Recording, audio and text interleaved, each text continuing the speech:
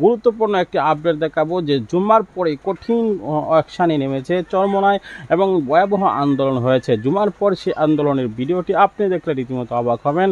চরমোনাই পীর স্পষ্ট দাবি করেছেন ভারতের ট্রেন বাংলাদেশের মধ্য দিয়ে চলতে দেওয়া হবে না, সেটার জন্য কঠোর হচ্ছে দমন করবেন।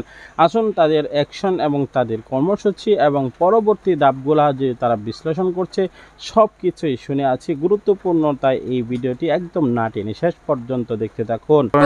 শেখ হাসিনার ভারত সফরে মোটামুটি কমেন্টস করে জানাবেন। চরমোনাই পীর ইসলামী আন্দোলন সর্বদাই ইসলামের জন্য আন্দোলন করে থাকেন এবং দেশের সার্বভৌমত্ব রক্ষার জন্য আন্দোলন করে থাকেন। দেশের সার্বভৌমত্ব রক্ষা করা প্রত্যেকটি নাগরিকের দায়িত্ব, কেননা দেশকে ভালোবাসা ইমানের অঙ্গ। দেশকে সকলে ভালোবাসতে হবে। দেশকে অগ্রসর করার জন্য এবং উন্নতি করার জন্য প্রত্যেকটি নাগরিকের দায়িত্ব এবং সচেতনতা অবশ্যক। এবং কি বর্তমান সময়ে দেখা যায় যে বাংলাদেশের যে উচ্চতর কর্মকর্তা যাদেরকে দেশের নিয়ন্ত্রণ করার জন্য রাখা হয়েছে তারাই কিন্তু দেশকে ক্ষতি করছে। বেনজির আহমেদ এবং কি মতিউর রহমানের মতো আরও অনেকেই তারা বিদেশে টাকা পাচার করছে হাজার হাজার কোটি টাকা। অর্থমন্ত্রী আজকে বলছে যে 92,000 কোটি টাকা পাচার হয় প্রত্যেকটি বছরে।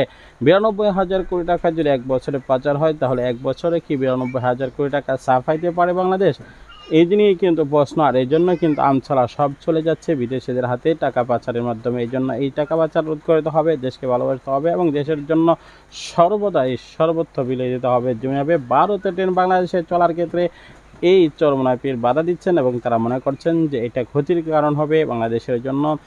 কিন্তু প্রধানমন্ত্রী স্পষ্ট বলছেন, ব্যাখ্যা দিচ্ছেন সংসদে দাঁড়িয়ে যে এটাতে কোনো ক্ষতি হবে না, বরং বাংলাদেশে লাভ হবে, ব্যবসা বাণিজ্য উন্নত হবে। এই বিষয়গুলো নিয়ে আমি কোনো মন্তব্য করতে যাচ্ছি না। অবশ্যই মন্তব্যগুলো আপনারা করবেন, আপনাদের মূল্যবান মতামতটি কমেন্ট সেকশনে জানিয়ে দেবেন। অবশ্যই পরবর্তী ভিডিও পাওয়ার জন্য সাবস্ক্রাইব করে পাশে থাকা বেল বাটনটি অন করে দেবেন। আজকের মধ্যে বিদায় নিচ্ছি, দেখা হবে পরবর্তী কোনো ভিডিওতে। আসসালামু আলাইকুম।